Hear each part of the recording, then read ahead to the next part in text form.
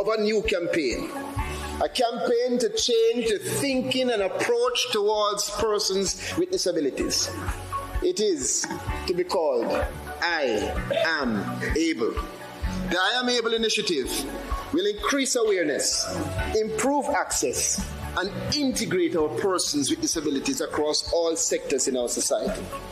Another groundbreaking initiative is the Jamaica Partnership Program that is designed to uplift the elderly, persons living with disabilities, and low-income families.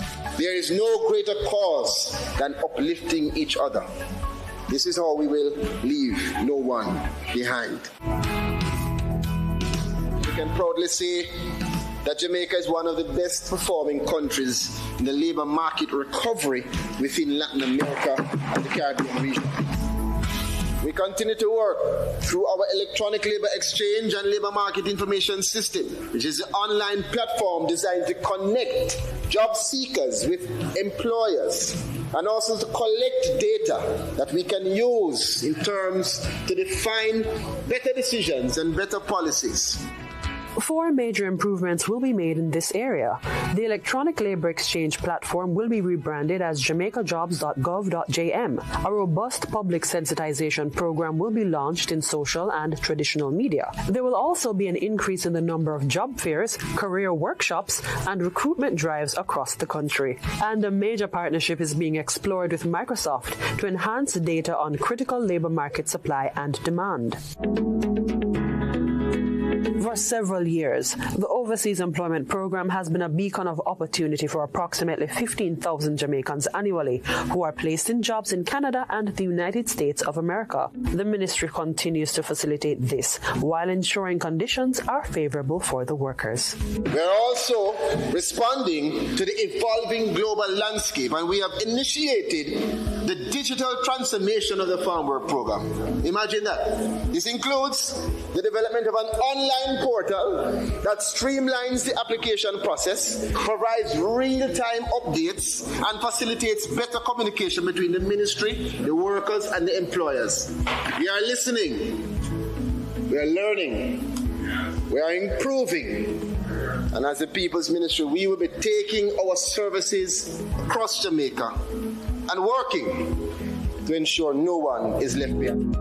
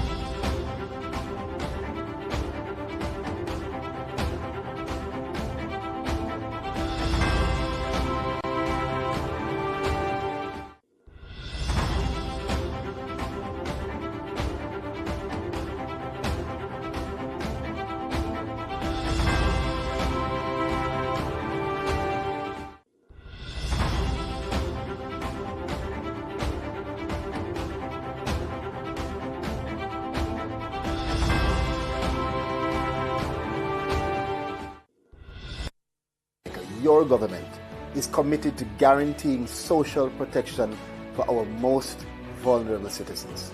Through PATH, the Program of Advancement through Health and Education, we provide critical social assistance to needy households, especially those with children, pregnant and breastfeeding women, persons with disabilities, and elderly dependents.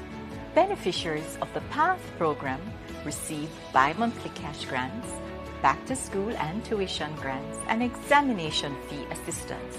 Participants are included in the Steps to Work program, the Ministry of Education's school feeding program, among others.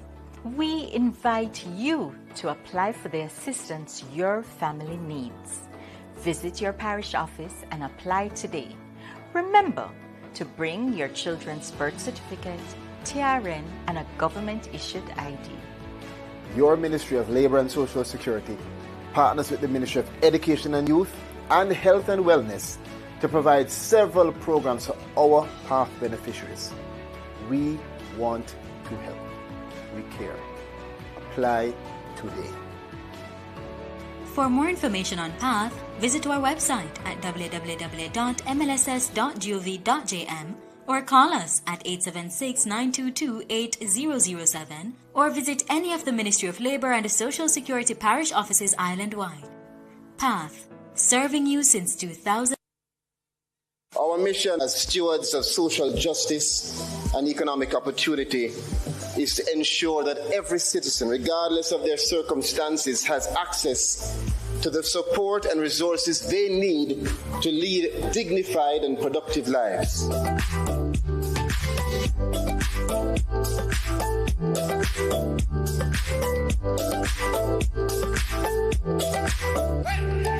The Ministry of Labour and Social Security is focused on some key priority actions in the 2024-2025 fiscal year. They include developing Jamaica's human capital by providing opportunities for the vulnerable, ensuring inclusivity for persons with disabilities, and service improvement. A US $20 million investment will be made to enhance the effectiveness and expand coverage of our social protection programs through the Social Protection for Increased Resilience and Opportunity Project, SPIRO. Social protection is also being advanced through the Innovation Transformation Project, ITP. This prioritizes improvements in technology use, innovation, and automation across all processes in the ministry. We interface with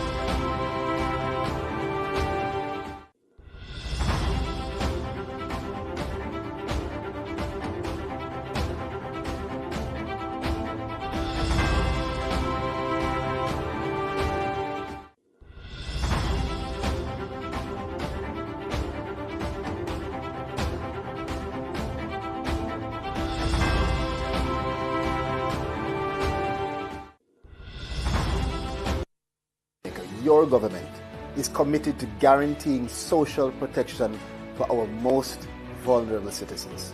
Through PATH, the Program of Advancement through Health and Education, we provide critical social assistance to needy households, especially those with children, pregnant and breastfeeding women, persons with disabilities, and elderly dependents.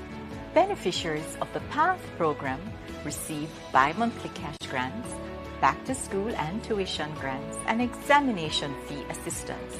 Participants are included in the Steps to Work program, the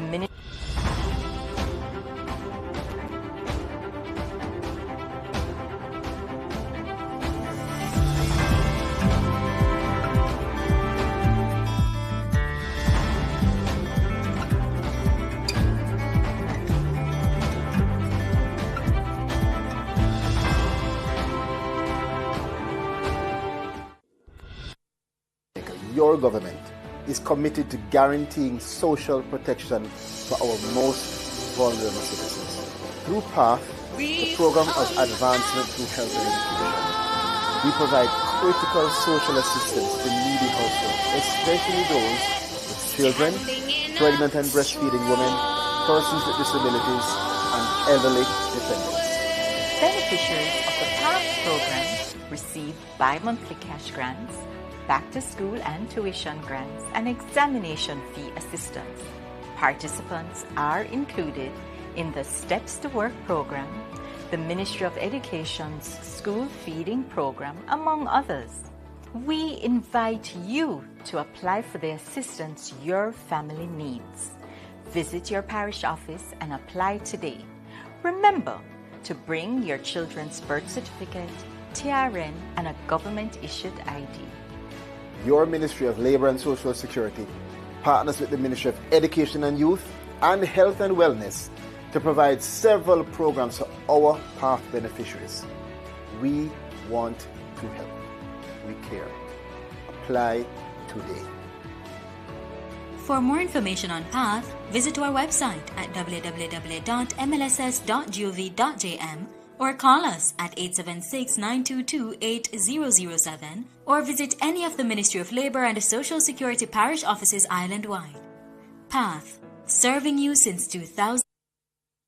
Our mission as stewards of social justice and economic opportunity is to ensure that every citizen, regardless of their circumstances, has access to the support and resources they need to lead dignified and productive lives.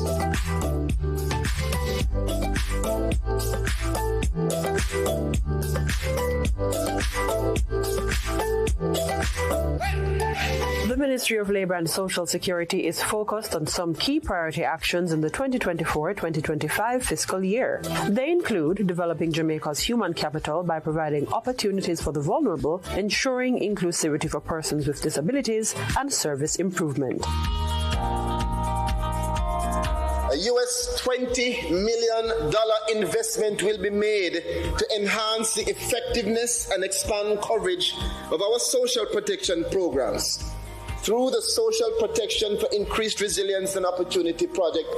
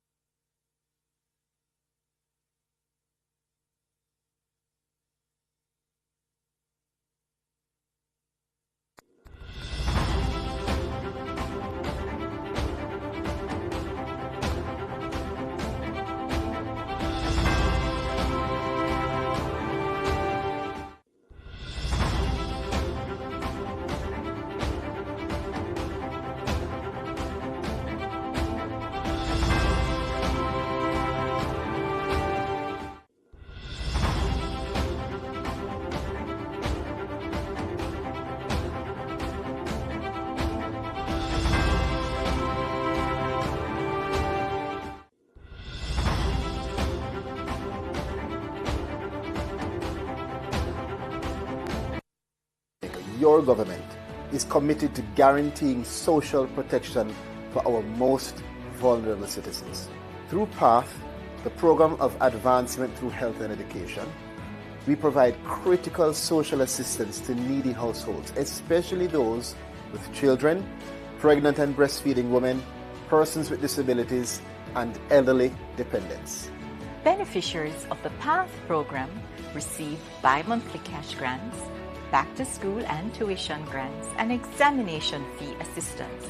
Participants are included in the Steps to Work program, the Ministry of Education's school feeding program, among others.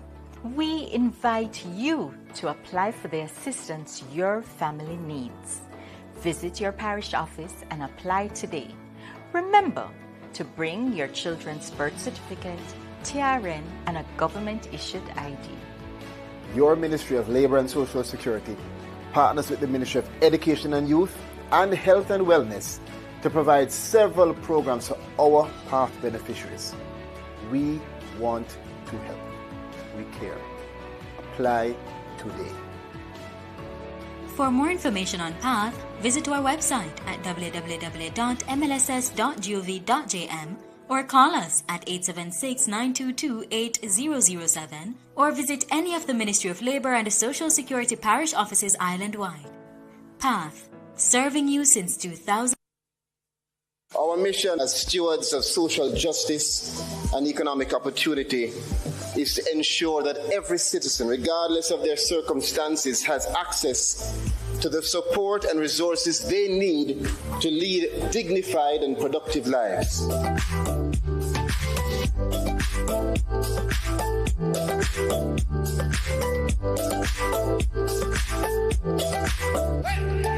The Ministry of Labour and Social Security is focused on some key priority actions in the 2024-2025 fiscal year. They include developing Jamaica's human capital by providing opportunities for the vulnerable, ensuring inclusivity for persons with disabilities, and service improvement. A US $20 million investment will be made to enhance the effectiveness and expand coverage of our social protection programs through the Social Protection for Increased Resilience and Opportunity Project, SPIRO. Social protection is also being advanced through the Innovation Transformation Project, ITP. This prioritizes improvements in technology use, innovation, and automation across all processes in the ministry. We interface with the most vulnerable in our country, and our goal is to make sure that we are as efficient and effective as possible in serving them. Experts in the private and public sectors have been appointed to an ITP steering committee to provide strategic direction and oversight. Phase 1 will focus on greater use of digital payments for PATH, pension, and other social benefits. A NIS portal for contribution tracking will also be developed, as well as mobile application for the Overseas Employment Program. And the work permit system will be modernized to eliminate the need for paper-based applications, significantly reducing processing times and creating a more robust and integrated system. To further enhance service delivery, the ministry will be working with eGov to improve the NIS Life Certificate verification process. This will be piloted in the third quarter of the financial year. Additionally, we are taking steps to introduce an automated process to make it easier for domestic workers and other non-PAYE persons to pay their NIS contributions. The number of specialized personnel available to work with children with disabilities in Manchester and Trelawney is to be increased. Interns will also be trained and moved up the ladder into permanent employment in these specific fields of need. Through the JCPD, we will be partnering with the Faculty of the Built Environment at the University of Technology to conduct a peripheral accessibility audit of ministries in the new school year. I want to announce today that all these initiatives will now form part of the core of a new campaign. A campaign to change the thinking and approach towards persons with disabilities. It is to be called I Am Able. The I Am Able initiative will increase awareness, improve access, and integrate our persons with disabilities across all sectors in our society. Another groundbreaking initiative is the Jamaica Partnership Program that is designed to uplift the elderly, persons living with disabilities, and low-income families. There is no greater cause than uplifting each other. This is how we will leave no one behind. We can proudly say that Jamaica is one of the best performing countries in the labor market recovery within Latin America and the Caribbean region. We continue to work through our electronic labor exchange and labor market information system, which is an online platform designed to connect job seekers with employers and also to collect data that we can use in terms to define better decisions and better policies. 4 major improvements will be made in this area. The electronic labor exchange platform will be rebranded as jamaicajobs.gov.jm. A robust public sensitization program will be launched in social and traditional media. There will also be an increase in the number of job fairs, career workshops, and recruitment drives across the country. And a major partnership is being explored with Microsoft to enhance data on critical labor market supply and demand. For several years, the Overseas Employment Program has been a beacon of opportunity for approximately 15,000 Jamaicans annually who are placed in jobs in Canada and the United States of America. The ministry continues to facilitate this while ensuring conditions are favorable for the workers. We are also responding to the evolving global landscape, and we have initiated the digital transformation of the Farm Work Program. Imagine that. This includes the development of an online portal that streamlines the application process, provides real-time updates, and facilitates better communication between the ministry, the workers, and the employers. We are listening, we are learning, we are improving, and as the People's Ministry, we will be taking our services across Jamaica and working to ensure no one is left behind.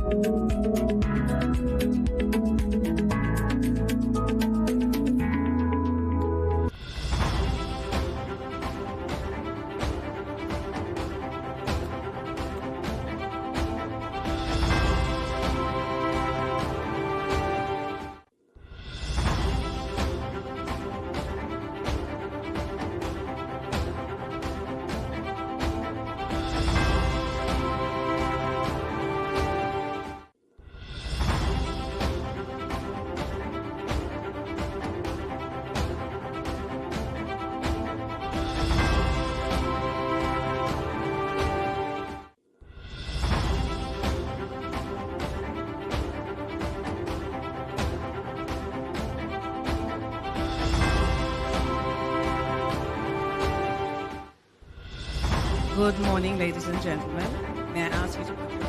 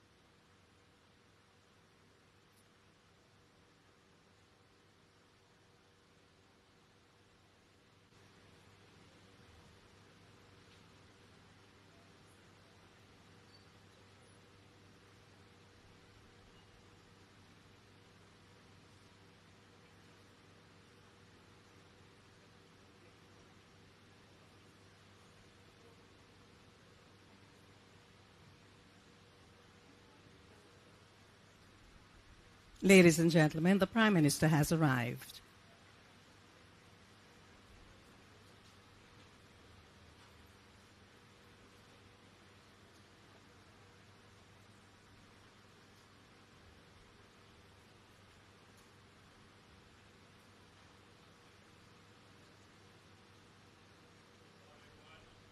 Good morning. Thank you, and the same to you, sir.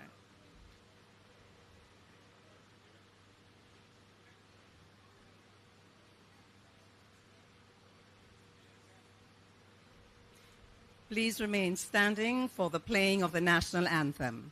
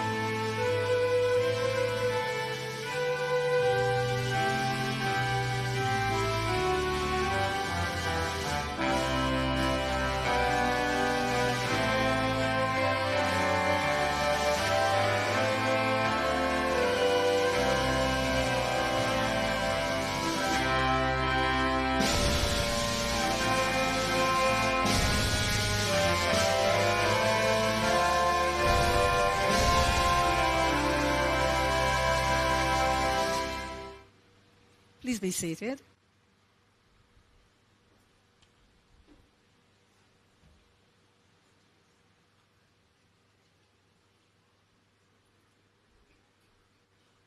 The Most Honorable Andrew Holness, Prime Minister of Jamaica.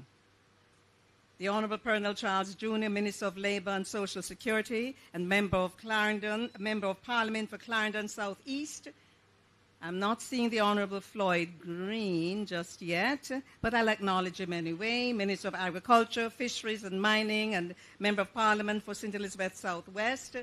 The Honorable Franklin Witter, Minister of State in the Ministry of Agriculture, Fisheries and Mining and MP for St. Elizabeth Eastern. Senator Dr. the Honorable Dana Morris Dixon, Minister without portfolio in the Office of the Prime Minister with responsibility for information, skills, and digital transformation. Is Dana here? No? Might I just continue then? Mr. George Wright, I'm not seeing Mr. There you are. Mr. George Wright, MP, Westmoreland Central, Mr. Moreland Wilson, MP, Westmoreland Western, Mr. Lothian Cousins, MP, Clarendon Southwestern, Mr. Robert Chin, MP, Manchester Southern, Mr. Donovan Williams, MP, Kingston Central. I'm calling them whether or not they're here because we would like them to be here too. Mrs. Colette Roberts Risdon, Permanent Secretary, Ministry of Labour and Social Security. Mr. Dennis Zulu, UN Resident Coordinator. Miss Deika Morrison, Jamaica Country Director, Global Empowerment Mission, GEM. Miss Yvonne Clark, Director General, Jamaica Red Cross. Minister, I just acknowledge you, but I want to acknowledge you not. I'm seeing you enter. That's the Honorable Floyd Green. Dr. Dwayne Vernon, Executive Director, Social Development Commission. Ms. Kivette Silvera, Executive Director, Food for the Poor, Jamaica. Mr. Knuckle Haddo, Director of Agriculture and Fisheries, Food for the Poor, Jamaica. Mr. Wenford Henry, Director, Adventist Disaster Relief Agency, ADRA. Mr. Richard Thompson, Acting Director General, ODPEM. Mrs. Dion Jennings, Chief Technical Director, enough people you know, the Ministry. And Mrs. Tamar Nelson, Chief Technical Director with the Ministry. Ms. Suzette Morris, Director of Social Security at the Ministry. Ms. Jacqueline Shepherd, Director of Disaster Welfare and Rehabilitation in the Ministry. Other directors, parish managers, and staff of the Ministry. Beneficiaries, you are here because this day is about you, the beneficiaries, and media partners. I am Faye Ellington, and I'll be taking you through this program. Who did I miss? MP Lawrence. MP Lawrence. MP Daniel Lawrence, my sincere apologies, and you're wearing your lovely Jamaica tie. I may never have your name on the list, but I hope you accept my apologies. Prime Minister, you are a very smart man. Look at what you have on today in the heat. I was just saying to Dacre and Miss Clark, I don't know how you gentlemen managing these suits that are lined.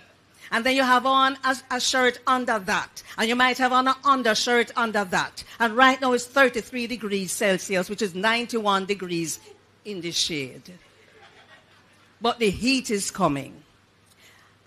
Before I ask the Permanent Secretary to officially welcome you, I just want to very quickly say that Hurricane Beryl has done some strange things to people, extensive damage across Jamaica, resulting in massive dislocation to families and communities, especially in the southern parishes, or in southern parts of the parishes. Yes? And as chair of the Humanitarian Assistance Committee, the Ministry of Labour and Social Security has been coordinating relief efforts.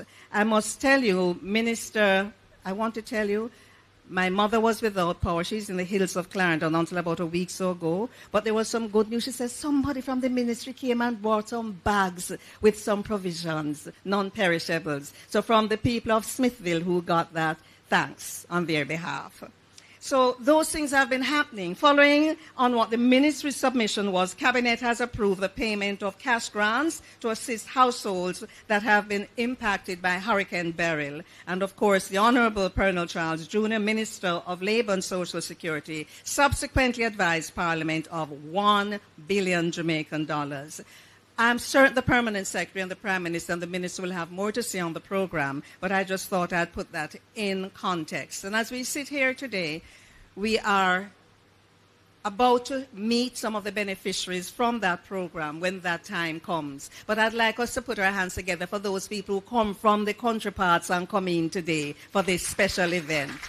Anybody here from Clarendon? Anybody from St. Elizabeth? Anybody from Westmoreland? Oh, yes, man, put up on a hand. Yes, those three parishes. And any other parish may forget? Eh? Manchester? Oh, yes, Manchester, parts of Manchester. So we welcome you to Kingston. It's hot, but never mind. Okay, you're here for a good reason. Now it gives me great pleasure to ask the Permanent Secretary of the Ministry, Mrs. Colette Roberts-Risden, CD, to bring you welcome and other remarks.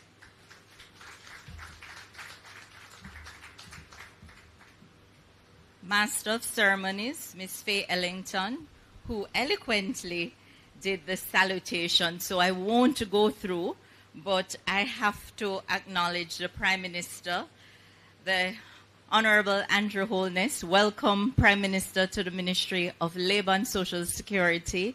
Prime Minister, I must tell you that I told my staff that even though this is a social security event, you were here about 2 months ago over by Heroes Circle, and I said I have to bring you to the Labour building. So welcome, Prime Minister. Welcome also to my own minister, Honorable Colonel Charles Jr., Minister of Labour and Social Security, Honorable Floyd Green, Minister of Agriculture, Fisheries and Minings, MPs who are here, other specially invited guests, staff of the Ministry of Labour and Social Security, our social partners who work tirelessly with us, beneficiaries, one and all. Good morning and welcome to the Labour building of the Ministry of Labour and Social Security. It is my honor to welcome you here at the Ministry as we launch the Rebuild Jamaica initiative. Today marks a significant step in our collective efforts to assist those affected by the impact of Hurricane Beryl. At the heart of our success is the power of teamwork. It is the strength and unity of our collective efforts that propels us forward. I'm proud to lead a team of dedicated individuals who serve with heart and passion. The commitment and tireless work of the staff of the Ministry of Labour and Social Security exemplifies the very essence of service to our nation. From our warehouse team and other staff members who pitched in along with scores of volunteers who worked tirelessly packaging over 12,000 food packages for distribution, sending out over 1,000 mattresses and hygiene kits. These packages were transported by our drivers, many of whom had to be redeployed from their various stations to Clarendon, Manchester, and St. Elizabeth to ensure that aid reaches those in need. Our social workers on the ground, going house to house, conducting damage assessments, witnessing the heartbreaking visuals firsthand, offering not only physical support but also emotional reassurance to our fellow Jamaicans.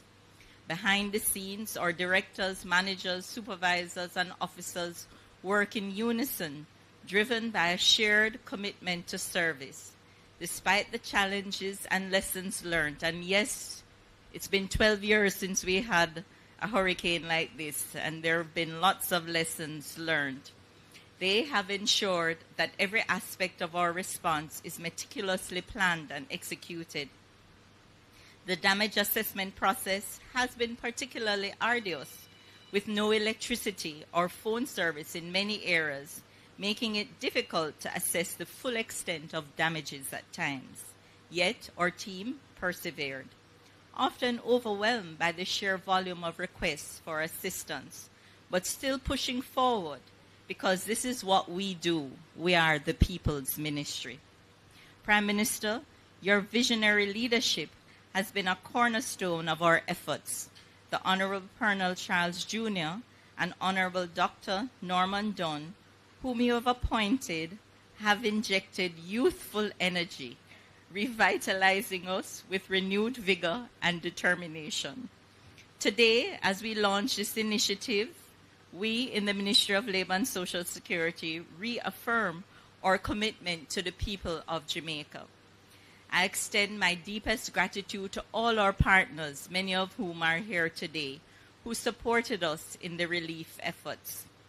Thank you for your presence and participation today as we embark on this crucial journey together. I thank you.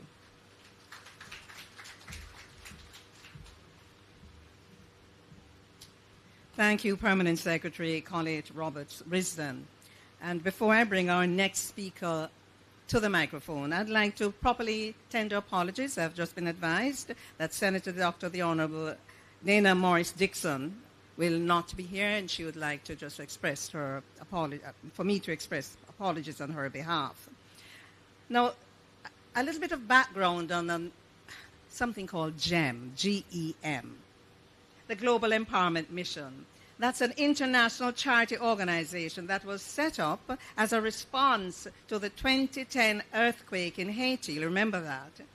With Mr. Michael Capone as its principal, GEM conducts humanitarian and disaster relief work worldwide. And the organization has provided relief support to countries impacted by natural disasters such as hurricanes, wildfires, earthquakes, flooding, tornadoes, and volcanoes, as well as countries impacted by conflict. Hence, they are at this time disaster relief missions in Israel, Palestine, Brazil, Texas, Haiti, Turkey, and Ukraine, providing relief support to natural disasters and civilian conflict.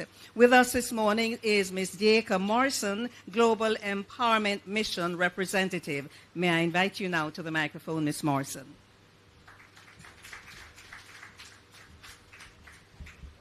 Thank you very much. Good morning, everyone. It's a delight to be here. Most Honorable Prime Minister, Minister Charles, I have to say Minister Green. Oh, thank you. MPs, PS, social partners, thank you very much, distinguished ladies and gentlemen. I'm really delighted to be here to bring greetings on behalf of the Global Empowerment Mission as Jamaica Country Director. Auntie Faye told us a bit about GEM, but I just want to tell you the philosophy. The objective of the Global Empowerment Mission is to deliver the most aid to the most amount of people in the shortest amount of time and with the least amount of cost to our donors. With speed, efficiency, and local expertise, GEM has deployed over 355 disaster relief missions in 69 countries and all 50 states. GEM is a 4-star rated by Charity Navigator, earning 100% across all 4 categories: accountability and finance, impact and results, leadership and adaptability, culture and community. On Wednesday, Beryl arrived. Wednesday night into Thursday morning, it was tearing up the South Coast, frightening families, impacting livelihoods, just terrible. By Friday, the founder, Mr. Michael Capone, had arrived in Jamaica. By Saturday night, aid had arrived and cleared for distribution on Sunday morning. GEM, thank you. Moving fast is really very important to GEM. And we're very pleased that we've been able to provide support in the way of generators, tarpaulins, thousands of emergency kits. Also provided support for one of the generators to support NWC at the Newell pumping station. And now we have partnered with the NCB Fund to deliver roofing solutions. We've been in discussions with the ministry based on a model that we have had in the Bahamas following the 2019 experience with Dorian, where GEM partnered with the government of Bahamas to work on medium and light roof repairs for hundreds of Bahamians. We look forward to working together with the government and the respective ministries, departments and agencies, MPs, very happy to see you here, and social partners to rebuild Jamaica in a more resilient manner. Thank you.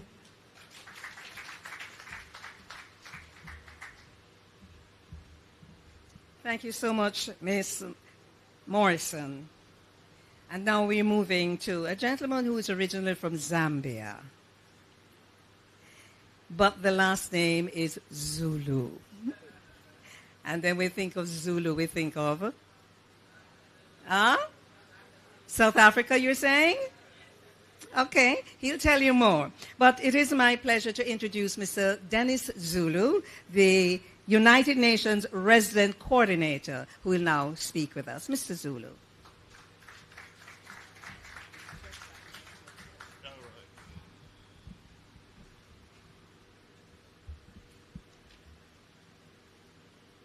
Good morning. Well, I don't think I have the time to tell you about my history, but I do actually originate from South Africa, but as you know, there was apartheid, so a lot of us moved from South Africa up north to Zambia. All right. Thank you so much, Ms. Faye Ellington. The Most Honorable Andrew Holness, the Prime Minister of Jamaica, Honorable Pearl Charles, Minister of Labour and Social Security, the Honorable Floyd Green, Minister of Agriculture, Fisheries and Mining, the Honorable Franklin Winter, the Minister of State and the Minister of Agriculture, Fisheries and Mining, Permanent Secretary, distinguished ladies and gentlemen, and colleagues from the United Nations, and I must just say, all protocols observed. It's indeed a pleasure for me to be speaking to you this morning on behalf of the United Nations, and indeed the Secretary General, Antonio Guterres, and the United Nations country team in Jamaica, once again extend our heartfelt solidarity and unwavering support to the people of Jamaica and the government. Amid the videos of disaster, we're also seeing images of young people, families, communities supporting each other and running to the aid of their most vulnerable neighbors. In this regard, we're truly seeing the spirit of Jamaica alive at this very difficult time. Already, our United Nations team has been working tirelessly to support the government's effort to address the immediate needs of the individuals and communities affected by this grave calamity. We are also diligently redeveloping and implementing a new United Nations response and recovery plan to amplify your ongoing efforts.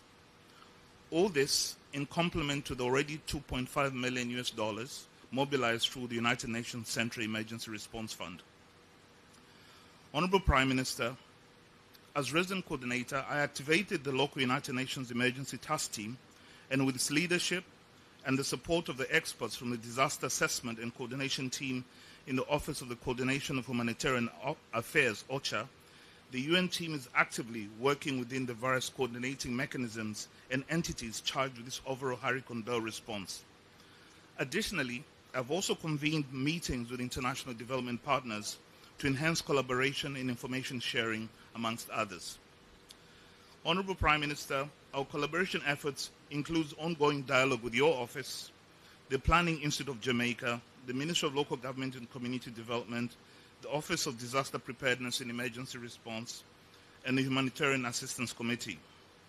The United Nations remain guided by the Government of Jamaica as we navigate our response and pivot towards recovery.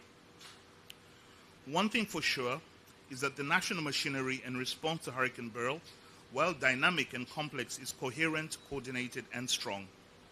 I say this not for applause, but to offer a glimmer of hope and comfort to those most in need. Help has come and help is on the way. With your permission, Honorable Prime Minister, allow me to highlight some of the work that the United Nations is doing through its agencies to assist the people and the Government of Jamaica in responding to and recovering from the efforts of Hurricane Beryl. Through the World Food Programme, the program of work being implemented by the United Nations World Food Programme aligns with government's priorities and focuses on food security guided by government-led assessments. The target is to provide cash transfer to assist over 18,000 individuals or 6,000 households in the most affected southern and central parishes. Cash distribution is expected to commence in the coming weeks, funded by the multi-donor pool, including contributions from the United States, Canada, the UK, and the Caribbean Catastrophe Risk Insurance Facility of up to $3 million. This is in addition to the funds being made available through the United Nations Central Emergency Response Fund. Honorable Prime Minister, following a request from the Ministry of Labour and Social Security and the Office of Disaster Preparedness Emergency Management, WFP has procured and contributed 30 generators to support the Government of Jamaica's ongoing emergency response. These generators enable resilience and power backup for critical services in the event of future shocks. Additionally, warehouse infrastructure, including a forklift and pallet jacks, will be procured based on the request from ODPEM. In response to widespread disruption to basic services, including electricity and internet, in the affected parishes, WFP deployed the Emergency Telecommunications Cluster to support internet connectivity services for humanitarian responders and affected populations with satellite backup and managed Wi-Fi distributions. UNICEF. The United Nations Fund is also supporting critical interventions in water and sanitation, nutrition and social protection.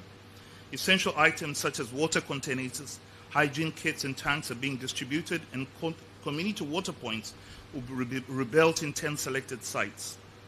UNICEF is supporting the Ministry of Health and Wellness in conducting acute malnutrition assessments and providing micronutrients and food packages for children under 5 and their families, especially those with disabilities, and through collaboration with Food for the Poor. Also, cash transfers targeting children under 5, children with disabilities, and lactating and pregnant mothers will be facilitated through the PATH program. IOM. The International Organization for Migration will soon begin roof repair work for 1,500 households and will also improve facilities at 3 community centers to ensure they are prepared for future emergencies in ways that are resilient but also beneficial to the youth and families that use them the most. Coordination with the Ministerial MLSS and Planning Institute of Jamaica PIOJ is ongoing, and there's an emphasis on expediting interventions, particularly roof repairs, as we approach the peak hurricane season in September. In this work stream, it is important to us that we avoid duplication and harmonize investments. In this regard, IOM will also convene and coordinate with other international NGO and humanitarian agencies working in this area. UNDP. The United Nations Development Programme will provide financial and technical assistance for the reactivation of the Crisis Coordination Platform and provide institutional capacity support to the Office of Disaster Preparedness and Emergency Management, ODPEM. In addition to the work highlighted, Honorable Prime Minister, other parts of the United Nations country team in Jamaica, including UN Women, PAO, WHO, UNESCO, FAO, and FPA, are also working through various activities to support the people of Jamaica in overcoming the difficulties brought about by the hurricane.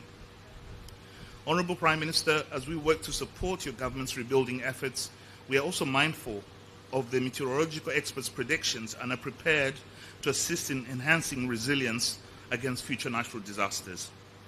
Your government has invested a lot in building more resilient infrastructure. You, Honorable Prime Minister, have also contributed much to fighting for small island development states, such as Jamaica. The United Nations will stand with you and your people. We're deeply committed to supporting Jamaica through these challenging times and beyond. We stand ready to continue our collaboration efforts to rebuild and recover, ensuring a resilient and prosperous future for all Jamaicans. Our thoughts are with all those who have been affected, and together we'll build towards a positive and resilient recovery. Together, Honorable Prime Minister, we will rebuild Jamaica stronger and more resilient.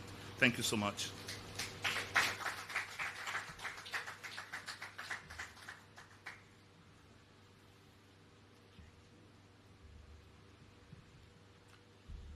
Thank you, Mr. Zulu. What we just heard there was the power and impact of networking and collaboration. And we really want to thank you. You've outlined, yes, put your hands together if you think you work with the food for the poor. I mean, there are things, generators, roof repairs, you're having stuff for roof repairs, then of course food, pregnant mothers, babies. And when you mentioned the internet connectivity, I thought my whole times have changed. In 1951, I wasn't born. Well, I mean, 1951 when we had Hurricane Charlie, not even telegram could have sent.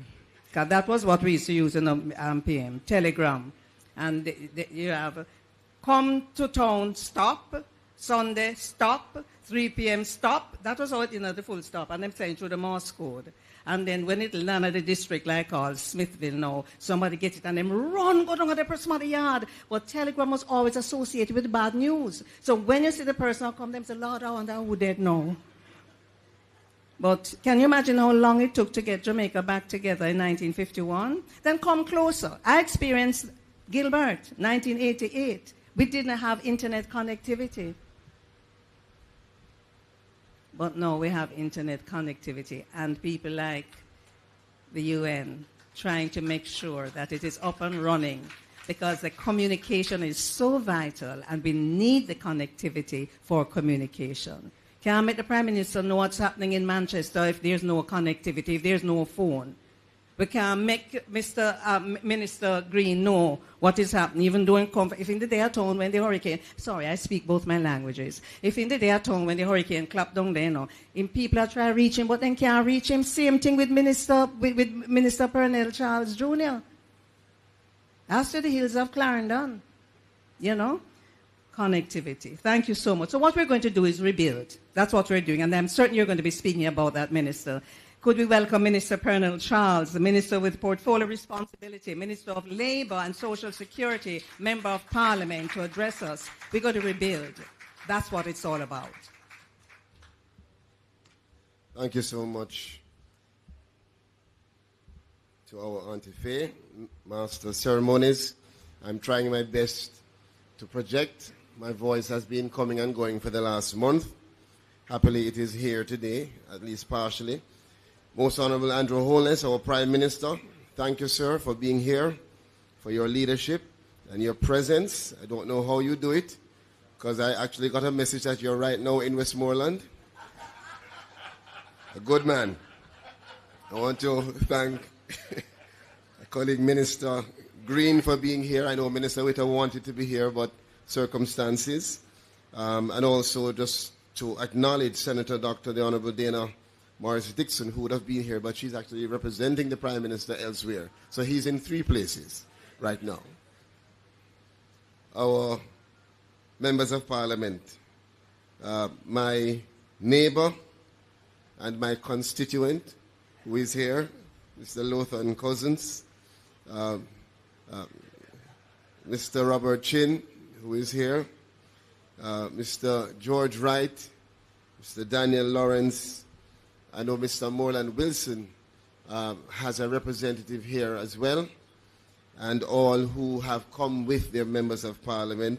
Let me acknowledge my permanent secretary, Mrs. Colette Roberts-Risden, who is here, Mr. Zulu, our UN resident coordinator, Dana Sachetti as well, who might as well get an office here, Diaka Morrison, who has been a pillar of strength and an inspiration to me. I want to tell you that just your willingness and pushing us to really get things done is admirable. Miss Yvonne Clark, the Red Cross. I know that the SDC and Food for the Poor and others have representatives who are here, so we acknowledge them, as well as ADRA, the Adventist Disaster Relief Agency, ODPEM, and permit me to acknowledge specifically Mr. Hado, who is many things at the Food for the Poor. He says he's the Director of Agriculture and Fisheries, but I see Hado doing all different type of stuff at the Food for the Poor, as well as, if I could just acknowledge my own team at the ministry. And in particular, you know, we have been for this weekend really at it. I am so sorry, Miss Suzette Morris, for calling you at what, 1 a.m. this morning? But Miss Morris and Miss Shepherd and others have really given their all to make this rebuild initiative possible. We want to thank them and all of the CTDs, Ms. Jennings, all who are here from the Ministry of Labor and Social Security. Other directors, parish managers, staff who are not here perhaps but listening in, media partners, other distinguished guests, our beneficiaries. I choose to say that instead of victims. I think at this stage you are beneficiaries of what is a collaborative effort to ensure that this pioneering initiative has an impact that is positive on your lives. So to the Jamaicans who are here, our beneficiaries, a round of applause for you coming from the length and breadth of our country. You know, to say adversity reveals character is one thing, but to see it in action is another. I have to acknowledge that our Olympic silver medalist, Kishane Thompson, who happens to come from the best constituency in the country, just by chance, is really a representation of the kind of resilience and humility and determination that this country has. If you want to really test the spirit of Jamaica, drive around, go around after a hurricane, and you're going to see a mixture of emotions. CTD Nelson, when I went to St. Elizabeth to visit Minister Green and Minister Witter, I confronted what you can only say is you have to be there and see it for yourself to understand the devastation. When you drive through Westmoreland, when you go into a race course in MP Cousins' constituency, despite not being exactly close to the coast, the heat was almost like they were in the water. Their families, parents, grandmothers, who without even saying a word to you, all they could do is grab you and weep and say, how? Why? What are we going to do? But there's also that family that has lost everything, that looks on you, the minister, and says, are you okay? Can we get something for you? Let me tell you, see, Jamaica, we are a blessed country. And we are a country with a spirit of resilience. And that is why when the Prime Minister, who I must tell you I have grown to respect even more, if that was possible, throughout this hurricane relief effort, because he has been a hands-on leader, calling and instructing and encouraging and empowering us to make sure that we get this done. This rebuild initiative is a pioneering initiative. No government before us has been in a position to be able to provide $1 billion or more of support to our people. No government has been able to say in a structured way that we are going to partner to have such a massive impact in rebuilding the lives of Jamaicans that need the help the most. And we must understand that this is only possible because of the decisions that were made before the hurricane. So as a country, we have to continue to make smart decisions for our people. Our policies, our programs have to reflect the kind of accountability and frugality that is going to move us in terms of being a developed country.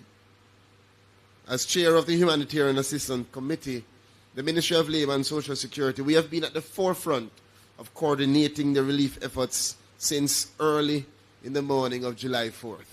And I remember well, because at 4 a.m. on July 4th, I was out of my house.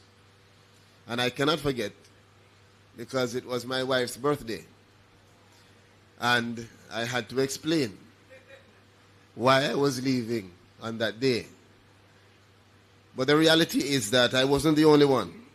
I couldn't get Minister Green on the phone. I couldn't get many others on the phone because they were out trying to see how we can at least give some immediate support, urgent support to those who wanted water. Those who have lost everything, even their TRN and all their birth certificates, gone. Those who were displaced. Those who were in shelters. And I must tell you, it was a tireless effort to provide these needed supplies. The Ministry of Labour was not alone. We worked hand in hand with all of those partners that I spoke about and more. Churches in communities, individuals in communities who stood up and said, I am better off. So if you don't have space in the shelter, come to my house. There are several who were displaced, several who are still displaced.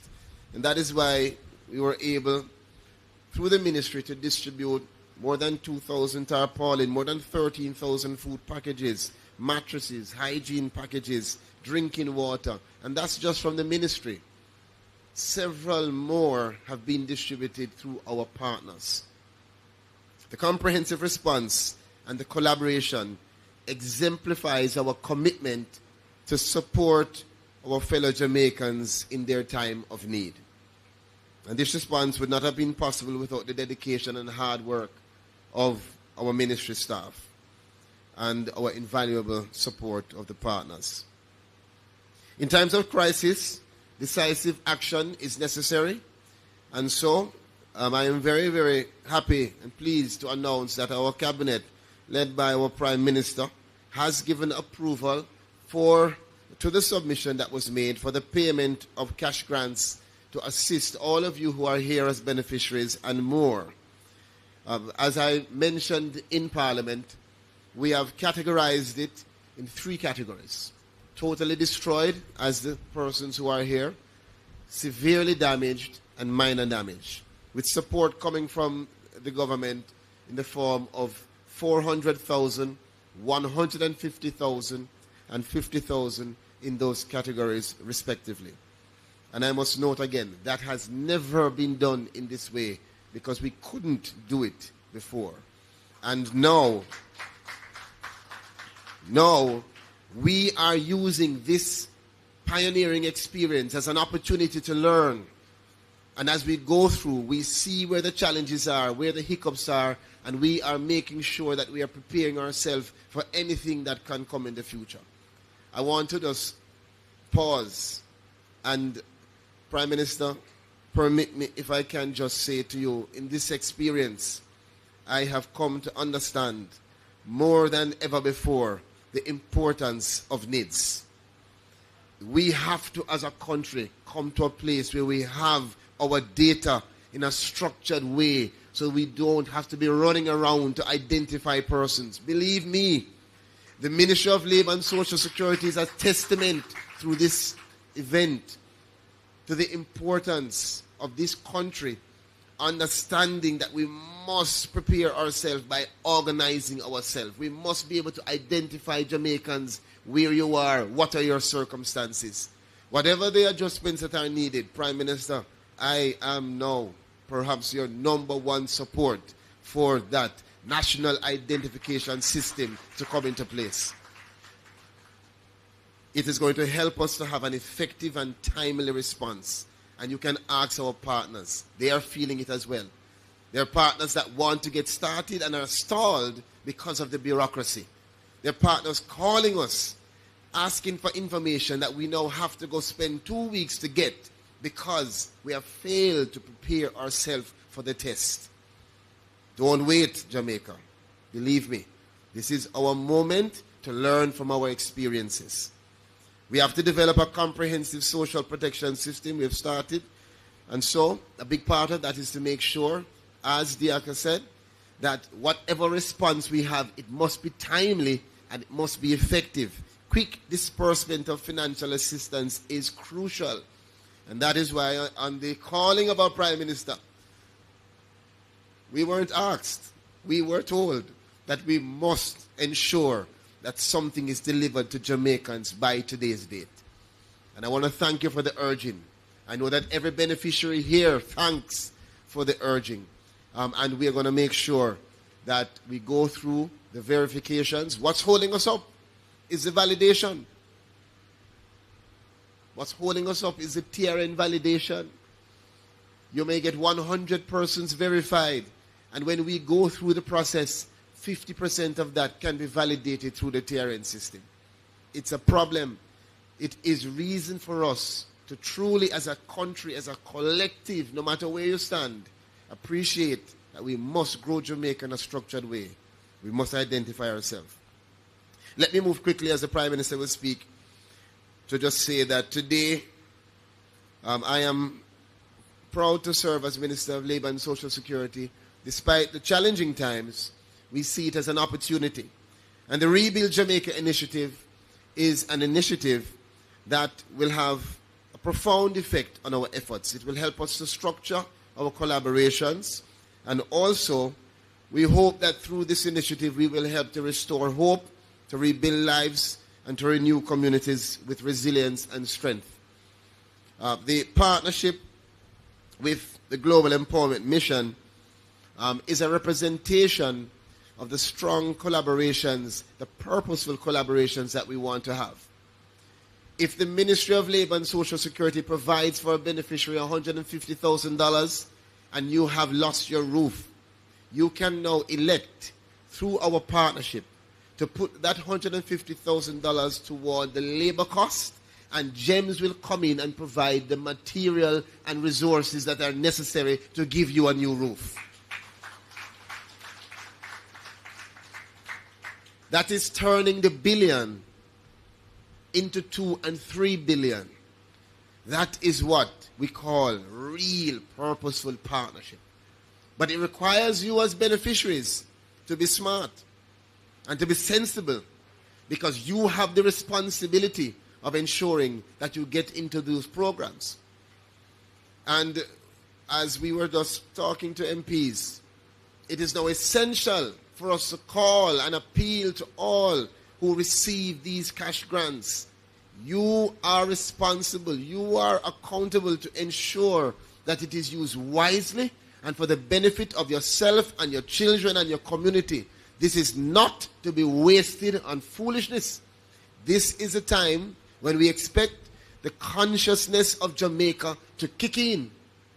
We will not have the opportunity to go in and parent every house. We expect that households that are assessed will be honest and truthful in ensuring that they work together with us. As much as we can, we will be partnering with GEMS, continuing the partnership with Food for the Poor and the others who will come in to make that 150 have an impact of 600, to make the 400 have an impact of 1 million. And of course, the Prime Minister will speak to the social housing program, which will also be a part of the government's response. Let me use the opportunity to acknowledge Michael Capone, who is leading GEMS and who we spoke to about this initiative. And of course, Diaka is the local representative. And we hope that we will look forward, rather, to the JDF team with the DART mechanism to be a significant partner as well in terms of the logistics as well as the execution of the construction of homes across the country. I know that several homes in St. Elizabeth, in Clarendon, perhaps in Manchester, have already started receiving support under phase 1 of our relief efforts. From the day after the hurricane, Prime Minister, our partners kicked in, asking us for information that was collated and collected from our social workers that has been used to direct our partners towards repairing roofs and repairing and rebuilding homes directly and immediately after the hurricane. So we are now in the phase of the disbursement and further support to rebuild and to restore. I want to acknowledge Prime Minister, colleagues, and pay special thanks to the private sector. The several members of the PSOJ, the JMEA, the JCC, our churches, and others who, in their own way, have been going through communities. If it is even for them to carry a truckload of food packages or some food from their businesses, several of you, without any call or beckon from us, have come forward and have been providing support in several communities in our country. And I want to say thank you to you, to the private sector in our country. As I close, let me just again acknowledge the several families. Even this morning I was speaking to a young lady, I'll say young, from Westmoreland, who was trying to hold back the tears as she lamented on the gravity of her loss and the impact on her family. I want you to know it is not lost on us.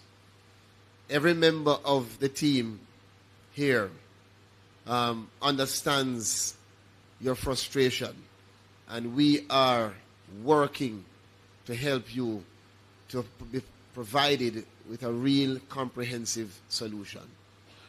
Thank you for your patience. Thank you for your support. Again, Prime Minister, thank you for your unwavering support. To the ministers and MPs, thank you for your collaboration. I know that it has not been easy because several MPs had difficulty in terms of even knowing when we were in your constituencies. These are things that we are improving, and I hope that you, members of Parliament, have seen an improvement in terms of the communication with you from our parish offices and also the collaboration with your councillors. To the team, as I close, from the ministry, our PS, our CTDs, our directors, our agencies. I see Dr. Hendricks from the JCPD, our Senior Citizens Association. Thank you all as we continue to traverse our country to identify the most vulnerable. And again, to our partners, we do appreciate you. Today, we launched Rebuild Jamaica, and it is not intended to be a one-off. It is intended to be a project that can be reactivated as necessary. So thank you to all that worked tirelessly for us to put this together in such a short time. One love.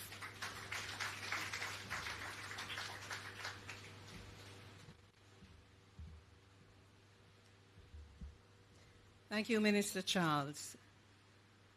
Two things.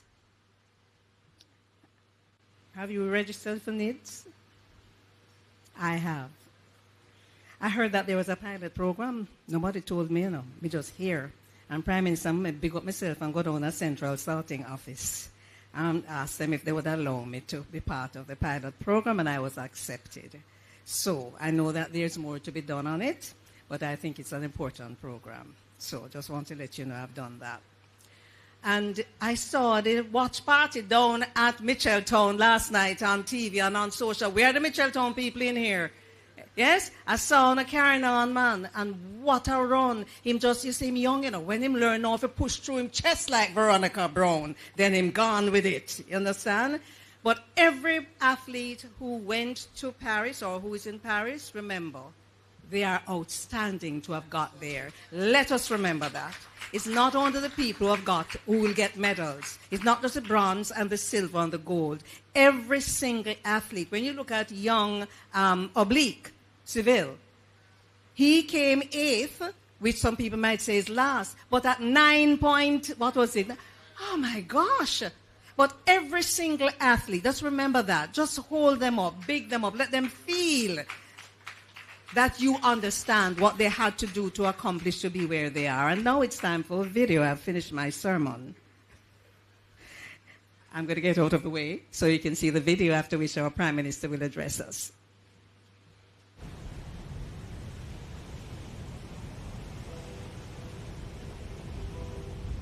On July 3rd, 2024, Hurricane Beryl devastated portions of Jamaica. Entire communities were ravaged by strong winds and relentless rain. Homes were destroyed, livelihoods obliterated.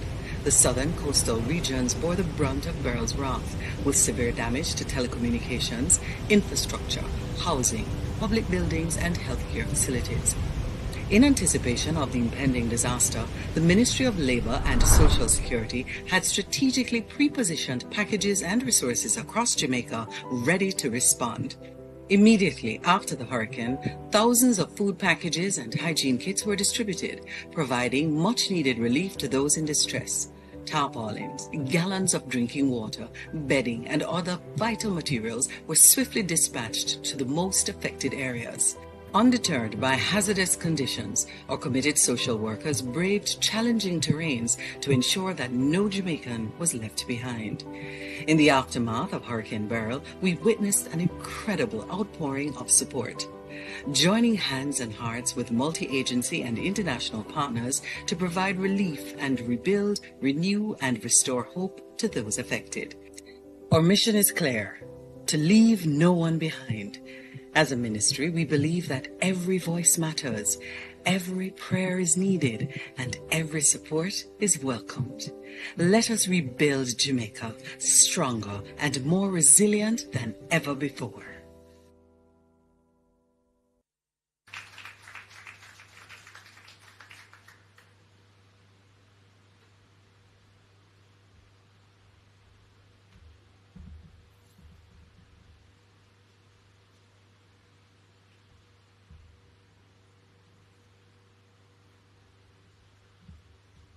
Thank you very much.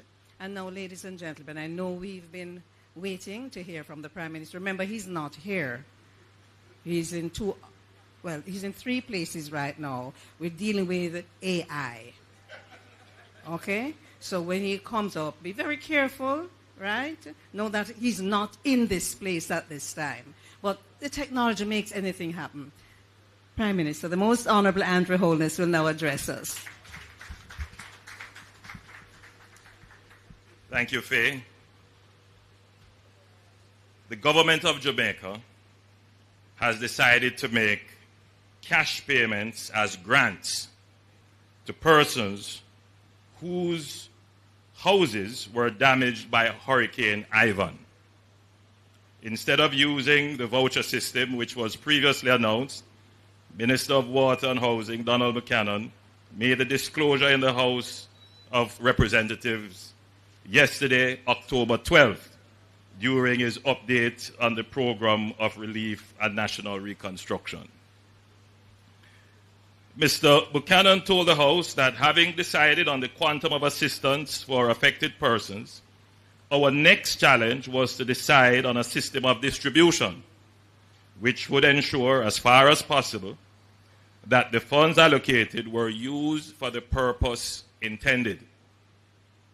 He said on closer examination and with discussions, it was agreed that the voucher system method of payment was not adequate given the present circumstances.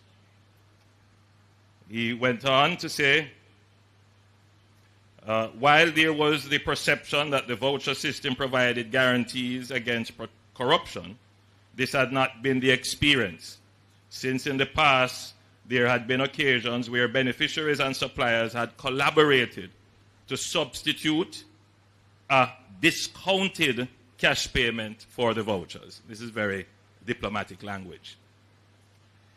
We have therefore decided to pay these assistance grants with checks, which will be cashed by the beneficiaries and which will give them the flexibility to make optimum use of the funds in the present circumstances. It's a very interesting article, which is why I'm going through it.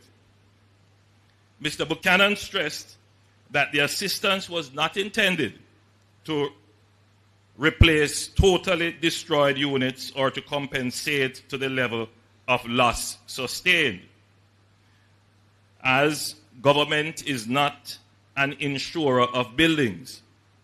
It is assisting persons to put their lives back together. Persons whose houses were totally destroyed would receive $20,000, while persons whose houses were severely damaged would receive a grant of $7,500 to $10,000. Meanwhile, a grant of $5,000 would be paid out for other damage. Payments would be made based on government assessments, which were now being carried out, the minister said. This article was published October 13th, 2004, and the actual speech was made the day before in Parliament. I want you to absorb this a little bit. Sometimes the conversation in our country does not anchor itself in facts. Sometimes we go off and the conversation does not reflect the history or the accurate situation. It's very dangerous for a society to carry on conversation amongst itself with incorrect and false information. It creates false perceptions, false expectations. It leads to perverse actions and perverse outcomes. My job as your Prime Minister is to sometimes bring back the conversation, to align it with the history, what actually happened, and to ground the conversation into some sort of factual basis. Hurricane Ivan happened in 2004. That's 20 years ago. The government was able then to announce a package about a month after the hurricane hit Jamaica. The hurricane hit Jamaica between the 11th and the 12th of September 2004. And by the 12th of September, the minister with responsibility was making an announcement in Parliament. 20 years later, we were hit by Hurricane Beryl. And within 2 weeks, I believe we made the announcement somewhere about the 12th or before of $1 billion that will go towards recovery and rebuilding. And by the 3rd, we weren't only assessing, we are now actually going to deliver checks.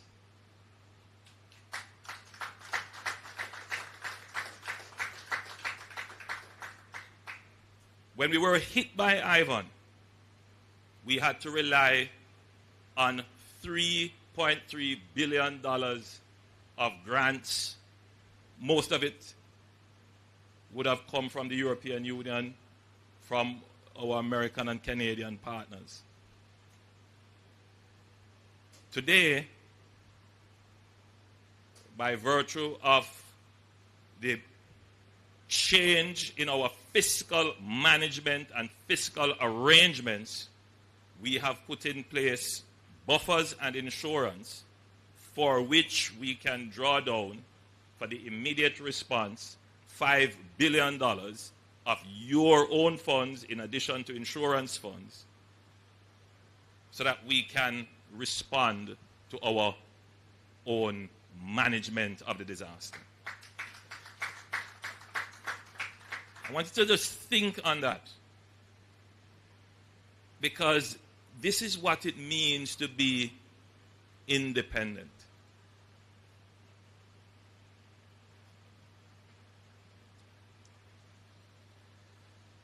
I make these points because it is important for us to reflect on where we're coming from and where we are. So when the merchants of gloom and doom and not Nagwan peddle their falsehoods in the public square, those falsehoods must be confronted by the facts. Jamaica today is a different place than it was 20 years ago.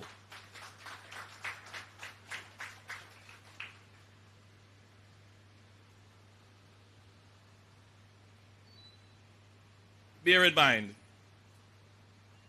the challenge that the government 20 years ago would have faced. This business of distributing a relief benefit in such a way as to avoid corruption of the benefit. It's the same challenge we face today. And it is very important that any relief that we are going to give is not in any way tainted by any form of corruption. Whether it be that the beneficiary tries to convert the benefit for a use other than for what the grant was given, as eloquently described by the then minister, trying to get a discounted voucher, meaning that if they got a voucher for $30,000, that they would have gone to a hardware, let's say, and said to the hardware, okay, just give me $20,000 worth of goods, or just give me $20,000 in cash and you keep the rest. Then you didn't really need the benefit. Somebody else could have gotten that benefit. So that issue faced the government then, and we face the same problem today. Notice that when the minister made the statement, he said, we have now determined what the quantum of the support is going to be. We are now going to finalize assessments. Now, what would be involved in the process of assessment? There are three factors involved essentially in the process of assessment. The first process is to identify the person who was affected. And what does that process involve? The determination of one's identity. And we have this problem right across Jamaica, not just for the delivery of relief benefits, but for everything that we do. If you have to open a bank account, identity. If you have to get your path check, identity. If you have to collect your pension, identity. Identity is not about an invasion of your privacy. Identity is about being able to fulfill the requirement for accountability in any transaction between the citizen and the state. the same person, the same citizen who does not want to be identified is the same citizen who wants accountability for the funds that are spent in their name. You're not going to get both.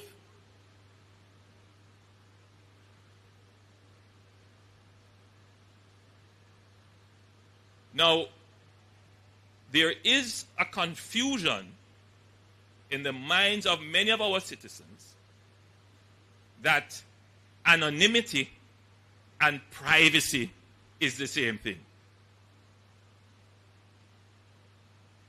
They are not. If you want to get a benefit from the government, you cannot be anonymous. If you are anonymous, how can we account for you? But if you don't want the public to know that you got a benefit, then that can be private. Yes. And so the system that we are trying to build is one that will preserve your privacy but enhance accountability. And I hope that clarifies that in the minds of many, suspicious or skeptical Jamaicans.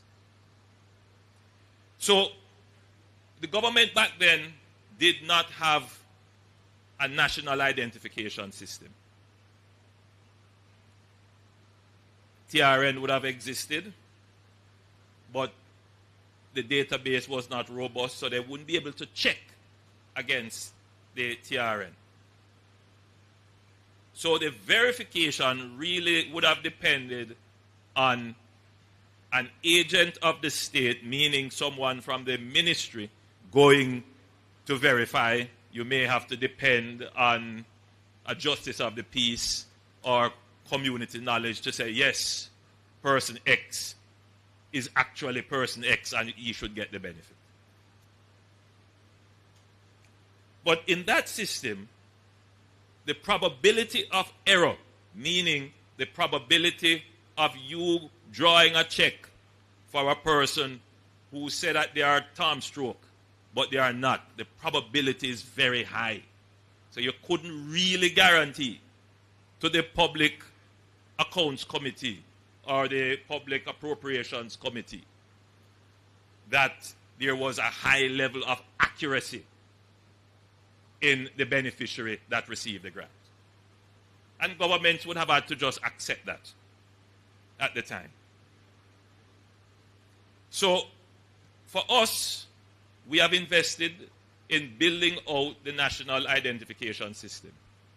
It was derailed and stalled, and every time there is an emergency, I look back at it and say, if we had it earlier, we would have been able to more efficiently and quickly distribute benefits. But we have had those experiences which we can only say will make the system stronger and more robust. So the difference between then and now is that, yes, we haven't perfected the system yet, but we have a robust verification system through the TRN. And we are now very close to the establishment of a national identification system where all the beneficiary would need to do to establish their identity is to present the needs. Nobody from the ministry would have to come again and ask, so what's your mother's name? What's your father's name? What's your TRN number? What's this? What's that? Who you're related to? And by the way, every time there is a disaster, this process has to go through again. It can take weeks. So for the government to be able to move the distribution from, 8 weeks, as it were, after Hurricane Ivan to now 4 weeks thereabout, shows that we have made significant improvement. But it could be even faster if we had a national identification system. So that's one, identification. The second is to identify what was damaged. And here again, there is scope for corruption. An agent from the Ministry of Labor and Social Security who is charged with doing the assessment, a social worker sometimes, would go into a community and they might be greeted by a group of people who will say, "Come, miss, come, let me show you my house with damage." Now, this house was damaged long before Hurricane Beryl. And they say, "See, look how the hurricane mashed up my house." Now, this poor social worker from the Ministry of Labor and Social Security, she's not going to know that.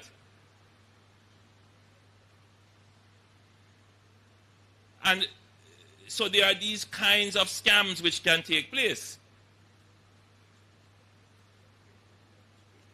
So when we go to do assessments, we have to employ more technology, because in today's world, the capabilities exist that you can look at a community from the satellite and see which house was standing before Hurricane Beryl and which house is not standing. In fact, the artificial intelligence technology exists where you don't even have to go into the field. By satellite imagery assessment, you can say which house was damaged, and the software is so sophisticated, you can even say what is the nature of the damage.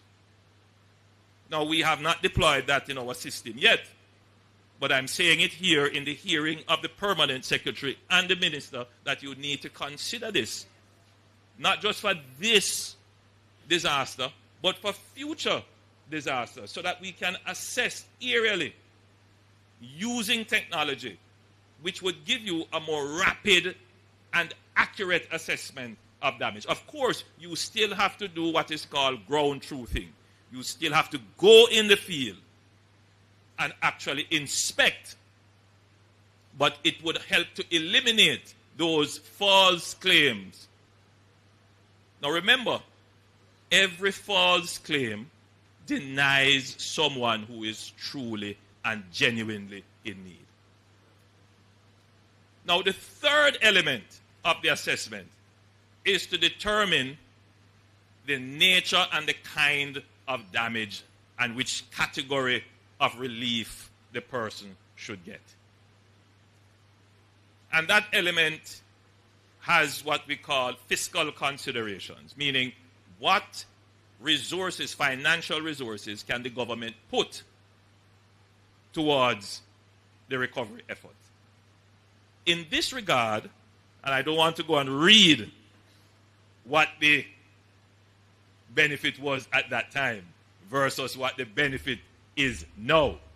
Even with inflation, what we are giving now is substantially more than what was given in 2004 or in 2012 when Hurricane Sandy hit.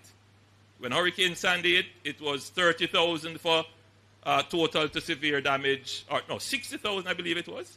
$60,000 for total or severe damage, and something like $30,000 for minor damage. In Hurricane Ivan, it was $20,000 for severe or total damage, and between $7,500 and $10,000 for severe damage. $5,000 for minor damage.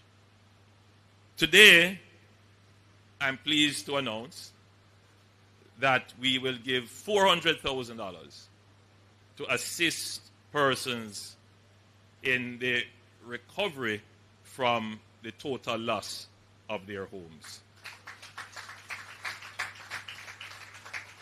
$150,000 for severe damage and $50,000 for minor damage. And mind you, this is from the government of Jamaica alone. You would have heard what our representative from UNDP from the UN pointed out that they too will be giving some cash grants. I suppose those will be conditional. Just right. So the UN, through the UN system, they will be giving cash grants as well. I'm not aware of what the magnitude of those will be. But I'm certain that persons who are beneficiary for the rebuild program will also qualify, and our good friends from GEM will also be assisting, not with cash, I gather, but with reconstruction, materials, and so forth. So it's clear that the benefits that will flow to persons who have been affected, and from the World Food Program as well, will be significant. But I would like to just reread what the then minister pointed out, former minister who was my good friend, Danny Buck, we call him, Donald Buchanan. Right, MP? I mean, I liked how he put it. He stressed that the assistance was not intended to replace totally destroyed units or to compensate to the level of loss sustained. And this is a quote from him, as government is not an insurer of buildings. It is assisting persons to put their lives back together. So, in essence,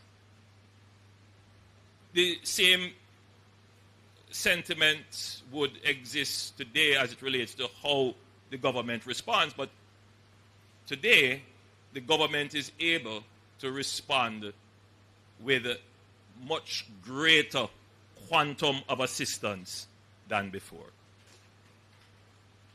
Now, on the three elements of the assessment program that I mentioned, I have given directives to the Minister of Labour and Social Security that this must move with great speed and alacrity. While on tour in North Central Clarendon, I let slip that I expect that these benefits should be finished by back to school. Now that might be a very hard task, but I'm still setting it as the timeline. And I want the ministry staff, and I know how difficult it is now.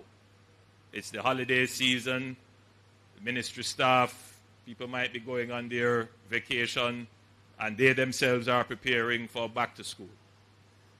But I appeal to you, to your better conscience, to your love of country, to put in the effort to ensure that your fellow Jamaicans, many of whom have no bed, have no clothes, have nowhere to live, their children don't know how they're going to go back to school, have that compassion to put in that effort, show that, not sympathy, but empathy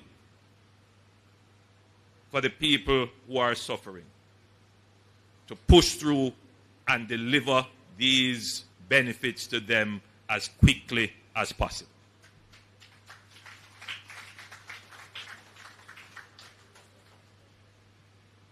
As I step down from this platform, I go back to my office to meet with JPS. I have tried not to speak too much on this matter because JPS is a private company. They do, however, perform an indispensable and most important public function, which is regulated under law by an independent utilities regulator, which essentially takes the government out of the regulatory space. But it does not take away the legislative authority of the government. And what we are seeing in terms of the return of electricity to some areas of the country, it is not being done in a way for which the government is satisfied. In fact, we are deeply dissatisfied by the way in which electricity is being returned to some affected communities. And it does cause me to take a second look at the legislative framework which governs this new space of how utilities are delivered and regulated. It would appear to me that there needs to be tighter regulation, and it falls on the legislators now to start to look at the instruments that govern how the utility operates and how the utility operator operates to ensure that the customer is protected, particularly in the time of an emergency and a disaster. And I want to just make that known publicly here, that that process will begin shortly. So, ladies and gentlemen, and particularly for those who will be receiving your checks today, 4 weeks, just under 4 weeks from the disaster, please use the checks wisely. Minister, I gather that the first set of persons would be those who would have suffered total loss. And my understanding is that they will be given a first tranche of 200,000, which we expect to be able to see the value that you would have received for the 200,000, and then the other 200,000 will follow shortly thereafter. So this is a strategy put in place to make sure that the funds are not used for things that are not directed for your recovery. So you will get 200 up front. If it's blocks you're going by and cement and steel and so, get those. And then we come look at it, say, yes, you have done something with the funds, you get the other 200. We must ensure that there is value for money. And I tell you why. As I close, I tell you why. In another 6 months or so, everybody forget that there was a disaster. Everybody forget that there was pressure on the government to deliver quickly. And then the next thing we know, right, MP Cousins, we are called up before the PAAC and the PAC, and we are pilloried that we didn't put in place any system and there was no accountability and there is corruption. Somehow the government just gone with all of the money. We're not going to get caught in that. And then the purveyors of falsehood, they run with that all over when nothing goes so. So we're going to make sure that there are systems of accountability in place, but at the same time we understand your urgency. So this government is, as them say, chew gum and ride, or rather, ride and whistle. Ladies and gentlemen, thank you.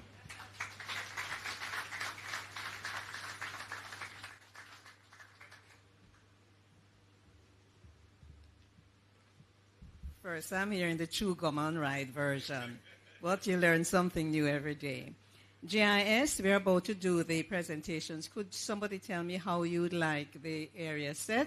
I know you need your still photographer who is there, and would you like this move to the, just come and tell me how you'd like. As is, because the space kind of tight. Move this, okay, somebody will help me with this.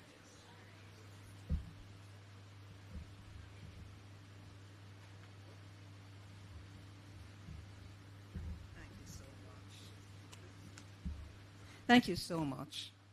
So I'm going to call the names as your names are called. Don't come up with a handbag here. Those who carry the handbag, put them on the chair because you need your hands. One to shake hand and one to accept something. All right? And yes, Mrs. Marcia Bolt-Williams, you can be on this side. I'm going to ask Minister Charles to make the first set of presentations. Minister Charles? I'm going to ask you to make the first set of presentations. And at the end, a recipient or the spouse of a recipient will say thank you, sir. All right, so let's begin with Aston George Bingham.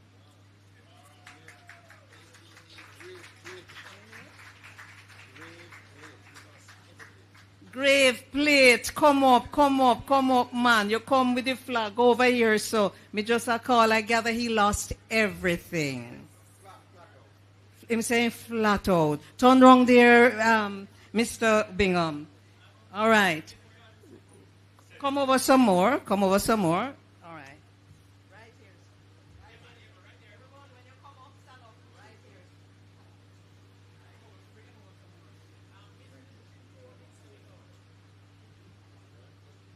All right, so tell you what, you can't walk across here right now because the cameras are working to catch the presenters. So if you need to move, you have to walk to the sides. Don't walk across.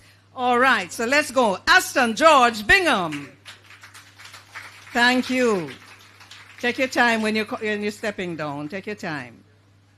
All right. Everton Escoffrey Bryce. Are you that, Mr. Bryce? Come, my brother, come. You can walk to the side. All right, okay. Remember to come. Then clap Mr. Bryce on upstairs, so. Everybody needs to get a clapper to them. Cadine Winhope Charlton. Come, Miss Cadine, Mitchelltown lady, Miss see you on TV.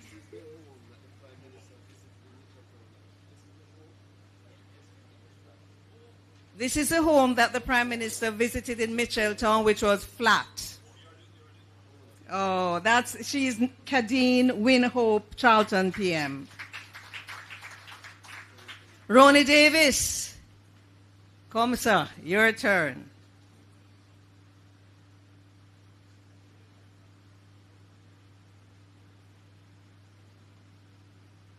So this is Ronnie Davis.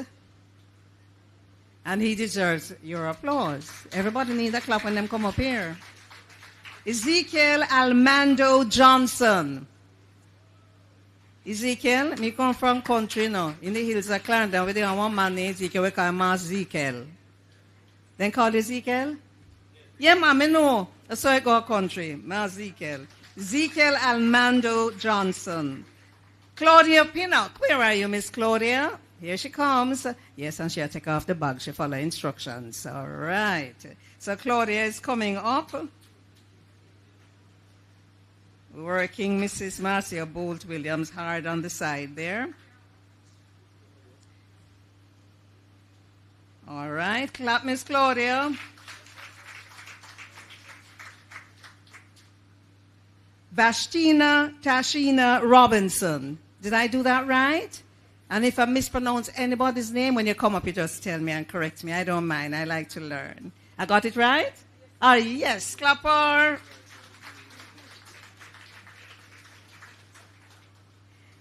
Damian Bailey.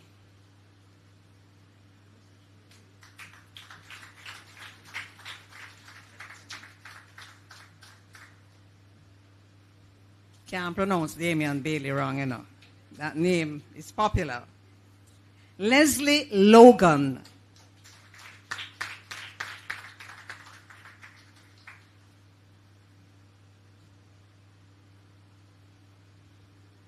Mr. Logan, good to see you, man. Yes. Norma Thompson.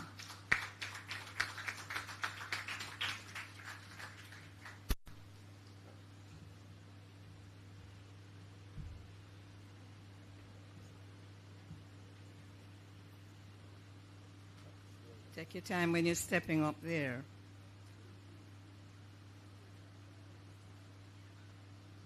Yes, Miss Norma. All right. You got her? Yes. Careful. Right. Thank you, Minister. Prime Minister, may I invite you now to make the final set of presentations.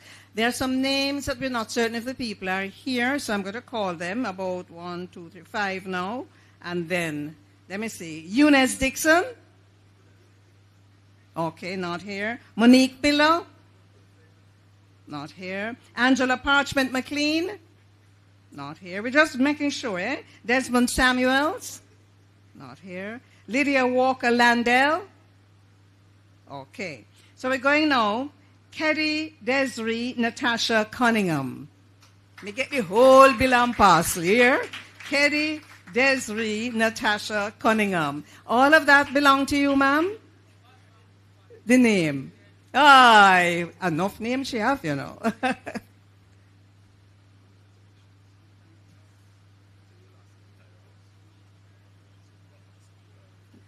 You need to look on the Prime Minister, I'm talk to you. Look on the PM, I'm talk to you. Yeah, man, but you need to look on you too. Dinette Moore. Dinette Moore. Did I do that right, Dinette? Yes, great. Clap Miss Dinette as she comes up.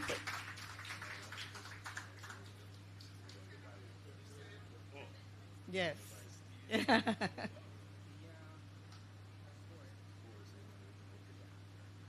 Okay. Clifton Clive Sutherland. Clifton Clive Sutherland.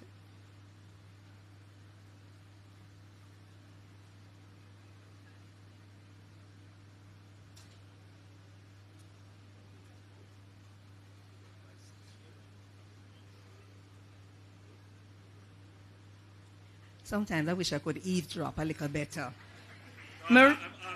I know, I hear some of it, but not all of it. Marie Barbara Lawrence. By the way, those envelopes you've got at the end of the function, we're going to ask you to go behind the screen. There'll be staff members of the ministry there, all right? And there is a little process that you'll go through. Did I do Marie Barbara Lawrence? Where Marie? Come here, Miss Marie. No rush. Take your time. I don't want you to fall down. We don't need no more disaster. Burial was enough.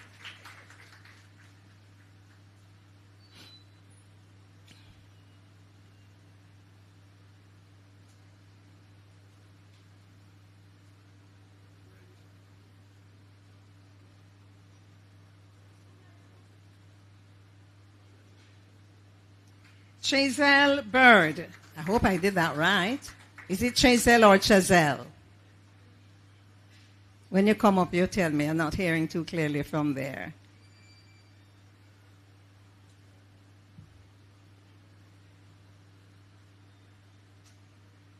Is it Chazelle or Chazelle? Chazelle. It's Chazelle. Chazelle Bird.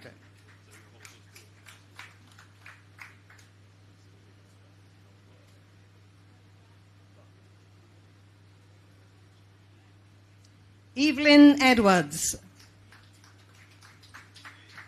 Eh? One different name? Tell me. Oh, Evely, not Lynn. Make her fix it right. You know, I never heard that one day before either, but we'll live and we'll learn. Evely Edwards. Mr. Edwards, thanks for the correction. Evely Edwards, all right? Remember, everybody, at the end, in an orderly fashion, we're going to go behind this screen, and staff will be there to guide you. Teslin Reed. Teslin Reed.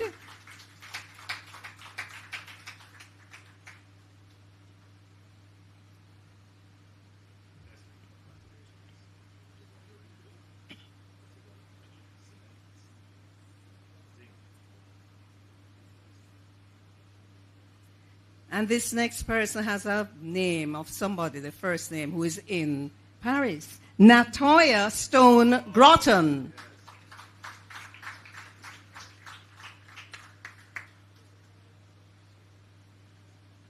Did I do that right?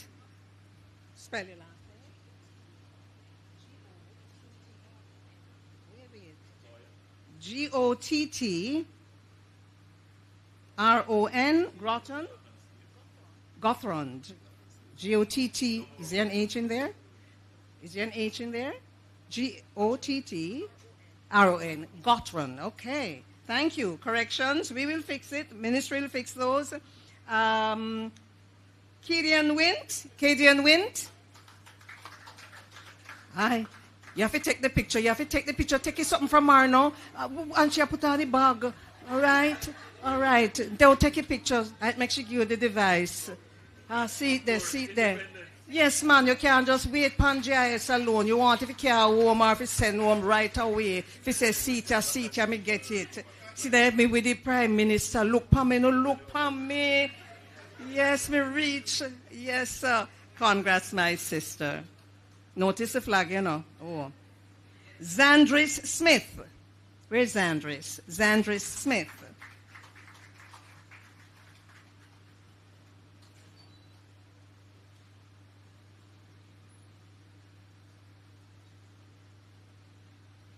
Miss Zandris, good to see you.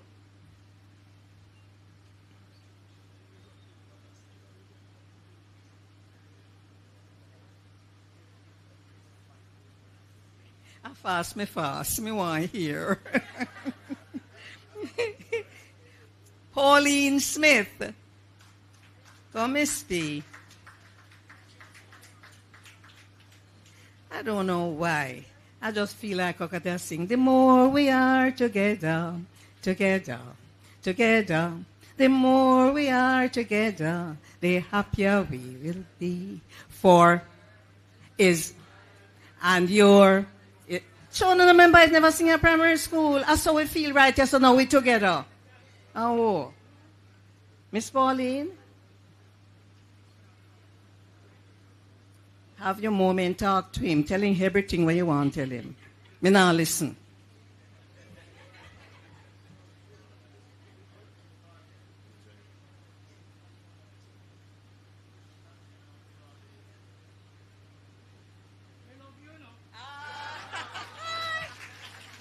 Well, see then now. Ooh, what a moment. Westmoreland, you come from, Miss Pauline? Which part? Grangeville, all right. Paul Island, all right. You see, you have to go PM. Well, praise God you had somebody who could be there for you, my sister. PM. After she tell you how she love you, you have to reach. And you have to reach fast. What? Second time. No, man, this I get bad now. Ooh, it's hot. It's hot. Pay me that trouble. We have one more smutty. One more Miss Pauline. You see, when she put her hand around him, you know, she not let go. Never hug up, never hug up, never. These are such beautiful moments. Aye. A terrible woman. Terrible woman.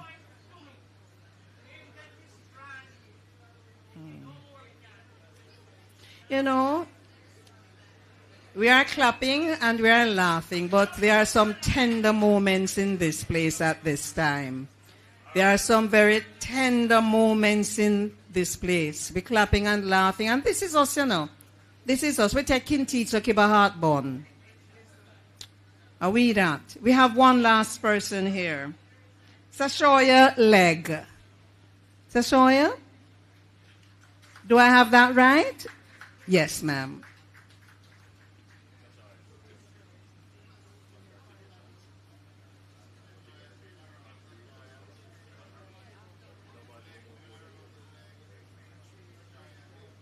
Sashoya. Hey, you have to look around this, Sashoya. They might take picture.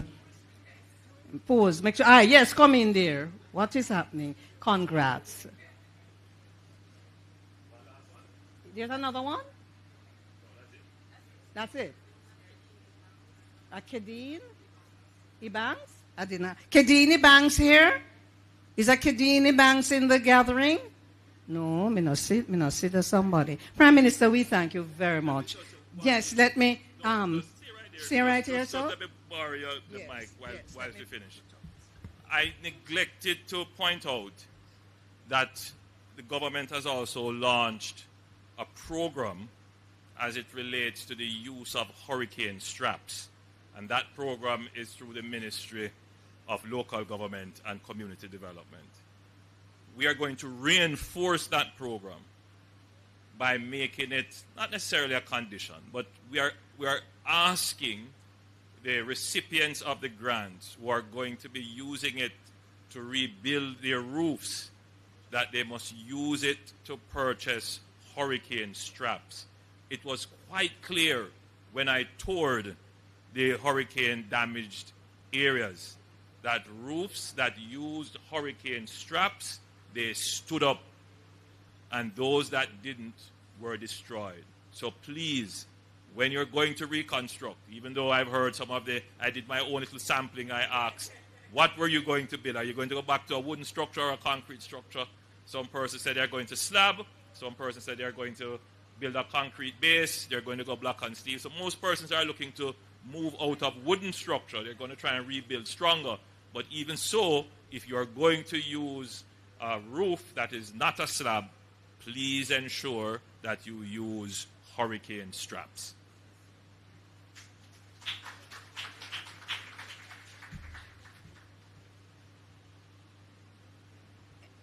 My friend, could you help me to just move this back center stage for me so that we can have the recipients say thank you?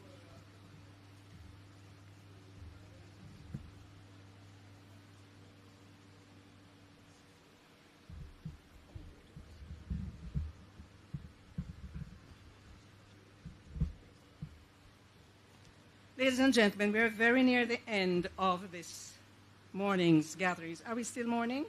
I would like to ask at this time, Miss Kamisha Landell.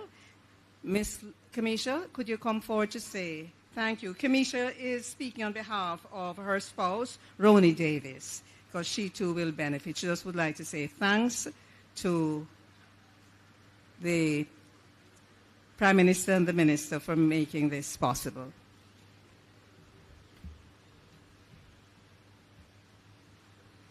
Good afternoon, everyone. The Most Honorable and Holiness Minister, Prime Minister, Honorable Colonel Charles Jr., Minister of Labor and Social Security, other ministers, Member of Parliament, Executive of Local and International Relief Agents, staff of the Ministry of Labor and Social Security, member of the media, a very pleasant good afternoon to you all.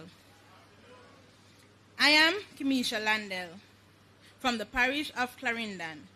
I am a mother of 3, ages 11 months to 16 years old. When Hurricane Beryl shattered her home on a terrifying day, July 3rd, 2004, it nearly shattered my family too. We were now homeless. Our furniture was destroyed along with clothes, books, and other personal belongings. Only documents were saved because we had secured them ahead of the hurricane. We went to stay with a family friend for a few weeks. Social workers from the Ministry of Labor visited us and brought us food, water, and hygiene supplies, which helped us through these difficult days. But we were still dislocated, with no idea of how we would ever be able to rebuild our home. We started to feel hopeful when Minister Charles announced that the government would be assisting families whose households were damaged and destroyed. Today I am more than hopeful. The promise is a relief. I received first $200,000 to start to rebuild my home. Rebuild my family and help my family to rebuild our dreams. Thank you, Prime Minister Holness. Thank you, Mr. Charles. And thank you to the member and staff of the Labor Ministry, Social Security, and the other agencies that support you in doing this wonderful work. Thank you for caring. From my family, we say thank you. Have a grateful day.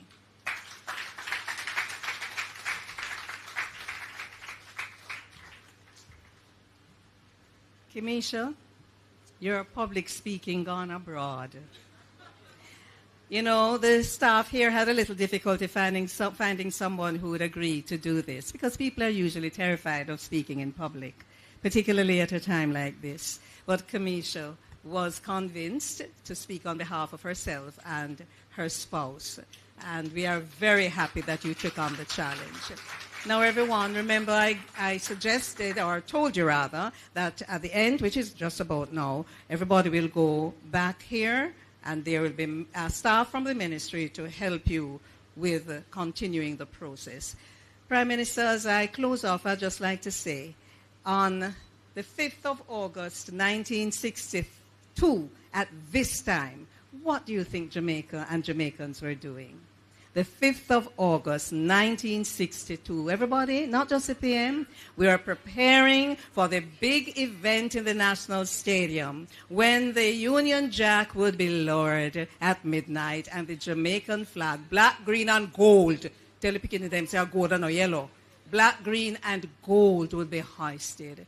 And right now, we are preparing for the Grand Gala for tomorrow to celebrate 62 years as an independent nation. Lots of people are involved in that project. If you're not going to the stadium, you're able to watch it on TV, thanks to an entity such as the Jamaica Information Service and the other agencies who collaborate. You notice the word collaborate and who help who and who support who. We can only live if we collaborate and we network and we help one another. That is why where I come from, a country, we used to have a thing named morning sport. So, Prime Minister, you have a piece of land where you need to clear out, right? All your personal security people come and then weed out, right? And somebody else come and then fork up. And then the ladies on the side cooking, right? And they pick them after them fork up and put the rows, the children walk and drop the corn or the peas. Nobody no pass no money. Morning sport, or day for day, them call it in St. Elizabeth and other parts, right? Very important. It still happens, but on a lesser extent. But as Jamaicans, that's our spirit. That's who we are. We help one another. So keep helping as you go along. And even when you think you have nothing to give, there is something to give. It's a hug, a word of comfort, a cup of hot water. It matters. Walk good and tell another one how they do. Thank you so much. We're going to allow the PM to leave before we get up and leave, okay?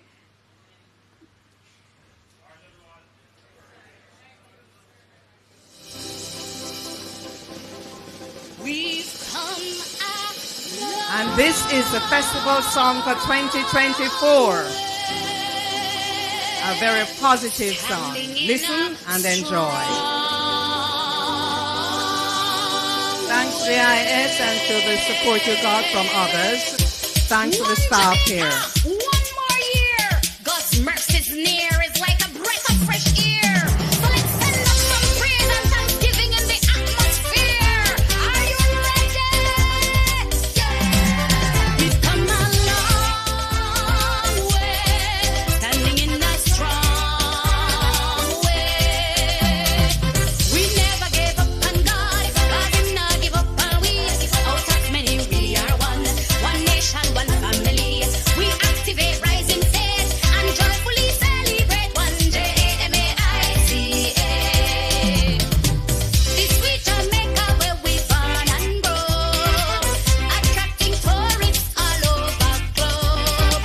We never grow dim, we will always shine, displaying pure love from the true divine. Yes, we have problems. Right. All the persons who receive checks, please sit at the front. Please sit at the front. All of you who receive checks, let's call in. Take that front seat. Everybody sit there, because then they will be able to manage it in a more orderly fashion. All the persons who receive checks, just sit at the front. Sit at the front, please. Everybody, just have a seat. Somebody will be here shortly to tell you how to proceed. And we're going to move this because I think you want to do something